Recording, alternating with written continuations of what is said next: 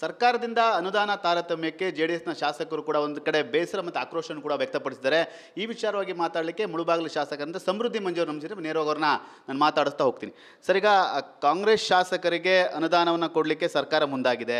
JDS ಶಾಸಕರಿಗೆ ಅನುದಾನವನ್ನು ವಿಚಾರದಲ್ಲಿ ಕೊಡಬೇಡಿ ಸದ್ಯಕ್ಕೆ ಅನ್ನೊಂದು ಮೌಖಿಕವಾಗಿ ಒಂದು ಆದೇಶ ಬಂದಿದೆ ಅನ್ನೋದು ಮಾತನ್ನು ಕೂಡ ಹೇಳಿದ್ರಿ. ಇದು ನಿಜಾನಾ, ಹೇಗೆ ಸರ್? ನಾನು ಮಾನ್ಯ ಮುಖ್ಯಮಂತ್ರಿಗಳನ್ನ ಮಾನ್ಯ ಸಿದ್ದರಾಮಯ್ಯನವ್ರನ್ನ ಖಡಕ್ಕಾಗಿರೋ ಮುಖ್ಯಮಂತ್ರಿಗಳು ಇಲ್ಲ ಹೆಸರಾಂತ ಮುಖ್ಯಮಂತ್ರಿಗಳು ಅಂದ್ಕೊಂಡಿದ್ದೆ ನಾನು. ಬಹುಶಃ ಎಲ್ಲೋ ಒಂದು ಕಡೆ ನಮ್ಮ ಊಹೆ ತಪ್ಪಾಯ್ತಾ ಅಂತ ಒಂದು ಅನಿಸಿಕೆ ನಮ್ಗೆ ಬರ್ತಾಯಿದೆ.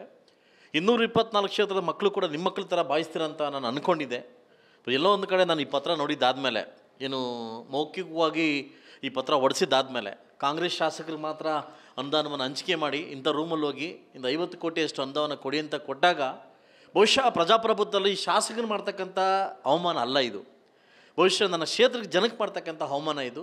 ಕ್ಷೇತ್ರದ ಜನತೆ ಅಂದಾಗ ಎಲ್ಲ ವರ್ಗದ ಜಾತಿಯವ್ರ ಜನತೆ ಕೂಡ ಇರ್ತಾರೆ. ಆ ಎಲ್ಲ ಜಾತಿಯ ಜನತೆಗೆ ಮಾಡ್ತಕ್ಕಂಥ ಅವಮಾನ ಅಂತ ನಾನು ಇದನ್ನು ಭಾವಿಸ್ತೀನಿ.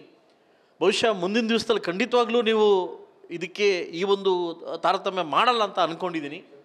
ಬಹುಶಃ ನಾವು ಕಂಡಿರ್ತಕ್ಕಂಥ ಏನು ಆ ಖಡಕ್ ಸಿದ್ದರಾಮಯ್ಯ ಅಲ್ಲ ಅಂತ ನೇರವಾಗಿ ನಾನು ಹೇಳಲಿಕ್ಕೆ ಬಯಸ್ತೀನಿ. ಹೊಸದಾಗಿ ಏನು ಒಂದು ಆಸೆ ಆಕಾಂಕ್ಷೆಗಳನ್ನು ಇಟ್ಕೊಂಡು ನಾವೇನು ಶಾಸಕರಾಗಿದ್ದೀವಿ, ಇವತ್ತು ಶಾಪ ಅನ್ನಿಸ್ತಾ ಇದೆ. ಬಹುಶಃ ಆ ಜನ ಕೇಳ್ತಕ್ಕಂಥ ಪ್ರಶ್ನೆಗೆ ಕೊಡಲಾರ್ದ ಮಟ್ಟಕ್ಕೆ ನಾವು ಹೋಗ್ತಾ ಇದ್ದೀವಿ. ಇದೆಲ್ಲೋ ಒಂದು ಕಡೆ ನಮ್ಗೆ ಶಾಪ ಅನ್ನಿಸ್ತಾ ಇದೆ.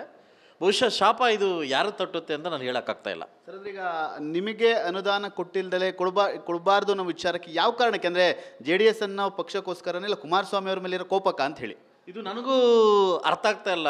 ಅಪ್ಪ ಅಮ್ಮನ ಮಧ್ಯೆ ಮಕ್ಕಳು ಬಡವಾದ್ರು ಅನ್ನೋ ಕೂಸು ಬಡವಾಯ್ತು ಅನ್ನೋ ಕಾರಣಕ್ಕೋಸ್ಕರವಾಗಿ ನಮಗೂ ಈ ತಾರತಮ್ಯ ಅನ್ನಿಸ್ತಾ ಇಲ್ಲ. ಎಲ್ಲ ಶಾಸಕರು ಕೂಡ JDS ಶಾಸಕರಿಗೆ ಮತ್ತು BJP ಶಾಸಕರಿಗೆ ಕೊಡಬೇಡಿ ಅಂತ ಏನು ಮೌಖಿಕವಾಗಿ ನೀವು ಉತ್ತರವನ್ನು ಕಳಿಸಿದಿರಿ, ಮಾತನ್ನು ಕೊಟ್ಟಿದ್ದೀರಿ, ಅದನ್ನು ವಾಪಸ್ ತಗೊಂಡು ಕೂಡ ಖಂಡಿತವಾಗ್ಲೂ ಇದನ್ನು ನಾವು ಕೊಡ್ತೀರ ಅಂತ ಭಾವನೆ ಇದೆ. ಇದು ಬಹುಶಃ ಕುಮಾರಸ್ವಾಮಿ ಅವ್ರ ಮೇಲೆ ಇರ್ತಕ್ಕಂಥ ಕೋಪನೋ ಇಲ್ಲ ನಮ್ಮ ಪಕ್ಷದ ಮೇಲೆ ಇರ್ತಕ್ಕಂಥ ಕೋಪನೋ ನಮ್ಮ ಮೇಲೆ ತೋರಿಸಿ ನಮ್ಮನ್ನು ಬಲಿಪಶೀಲ ಮಾಡ್ತಾವ್ರೆ ಅಂತ ನನಗನ್ಸಿಕೆ.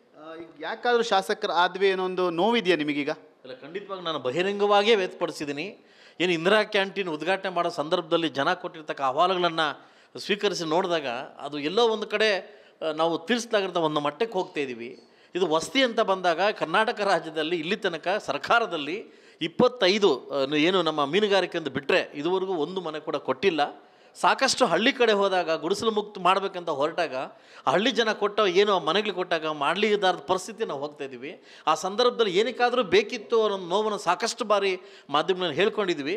ಇದು ಖಂಡಿತವಾಗ್ಲೂ ಮುಂದಿನ ದಿವಸದಲ್ಲಿ ರಾಜಕಾರಣಿಗಳು ಯಾರಾದರೂ ಯುವ ರಾಜಕಾರಣಿಗಳು ಆಸ್ತಿ ಪಾಸ್ತಿ ಮಾರ್ಕೊಂಡು ಬರಬೇಕಾದ್ರೆ ಖಂಡಿತವಾಗ್ಲೂ ಅವ್ರು ಮಾತು ಹೇಳ್ತೀನಿ, ಇಂಥ ಒಂದು ಕೆಟ್ಟ ಗಳಿಗೆದಲ್ಲಿ ಈ ಒಂದು ಕ್ಷೇತ್ರಕ್ಕೆ ಬರಬೇಡಿ ಅಂತ ಕೇಳ್ಕೊತೀನಿ. ಅಂದರೆ ಈ ಒಂದು ಪರಿಸ್ಥಿತಿಯಲ್ಲಿ ರಾಜಕೀಯಕ್ಕೆ ಬರೋದು ಬೇಡ ಅನ್ನೋ ಒಂದು ಮನವಿ ಮಾಡ್ತೀರಾ ಬರೋದಂಥವ್ರಿಗೆ? ಖಂಡಿತವಾಗ್ಲೂ ಯುವ ರಾಜಕಾರಣಿಗಳಿಗೆ ಕೆಲವರ ಫೋಟೋಗಳು ಇಟ್ಕೊಂಡು ಇವರು ನಮ್ಮ ದಾರಿ ಗುರುಗಳು ಅಂತ ಅಂದ್ಕೊಂಡಿದ್ವಿ. ಖಂಡಿತವಾಗ್ಲೂ ಮುಂದೆ ರಾಜಕಾರಣ ಕೇಳ್ತೀನಿ, ಇದೊಂದು ದೇಶ ರಾಜಕಾರಣಕ್ಕೆ ಪರಿವರ್ತನೆ ಆಗ್ತಾ ಇದೆ.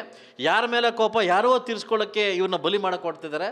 ಸೊ ಅದರಿಂದ ರಾಜಕಾರಣ ಬರಬೇಕಾದ್ರೆ ಇನ್ನು ಮುಂದೆ ಹೆಜ್ಜೆ ಇಡಬೇಕಂತ ಪರಿಸ್ಥಿತಿಯಲ್ಲಿ ಯೋಚನೆ ಮಾಡಿ ಹೆಜ್ಜೆ ಇಡಿ ಅಂತ ನಾನು ಒಂದು ಕರೆ ಕೊಡ್ತೀನಿ. ಇದಿಷ್ಟು ಮುಳುಬಾಗಿಲು ಶಾಸಕರಂತ ಸಮೃದ್ಧಿ ಮಂಜು ಅವರ ಮಾತು.